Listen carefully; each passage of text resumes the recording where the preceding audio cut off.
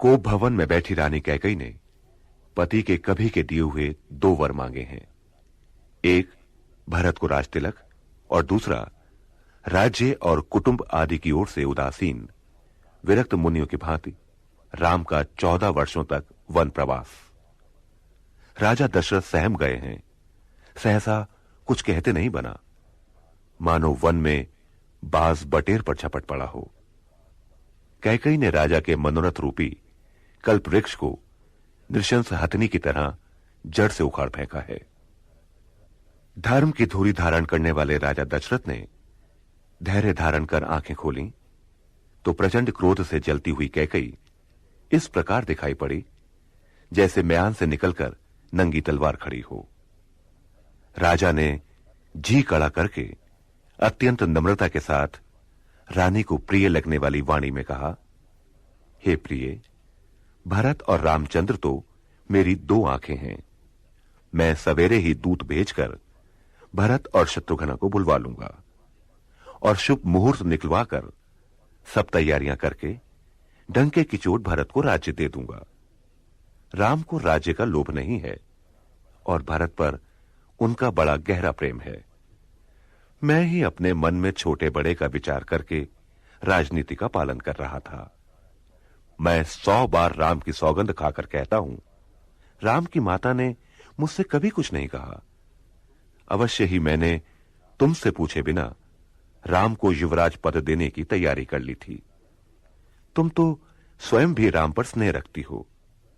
हे प्रिय, अब हंसी और क्रोध छोड़कर उचित अनुचित का विचार करके दूसरा वर मांग लो, जिससे मैं नेत्र भरकर भरत का राज्याभिषेक देख सकूं।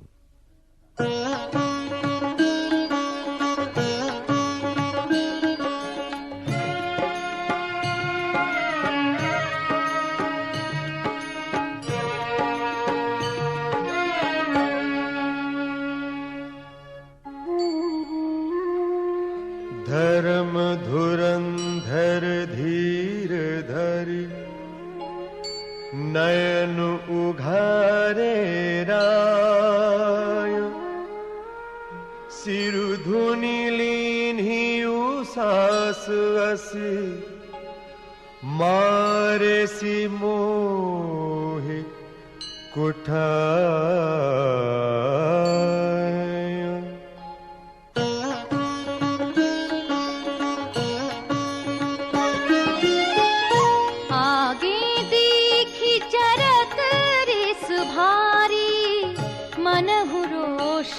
तरवारी उहारी, मुठी को बुद्धि धारनी ठुराई, धरी कुंवरी सान बनाई।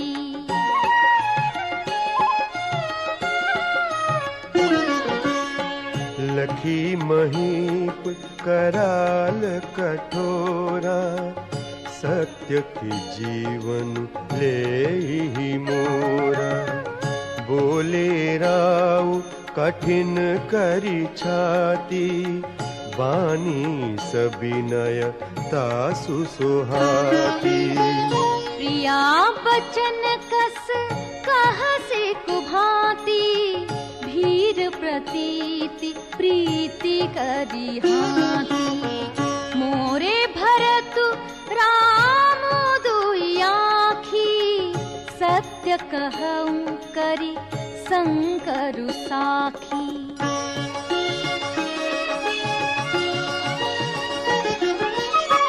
अवसि दूत में पठइब प्राता, आई हहि बेगी सुनत दो भ्राता। सुदिन सोधि सब साजु सजाई, देव भरत कहूँ राजु बजाई।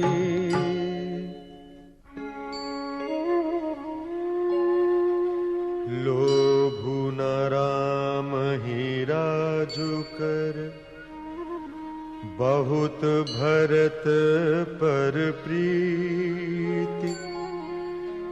मैं बढ़ छोट विचार जिय, करत रहे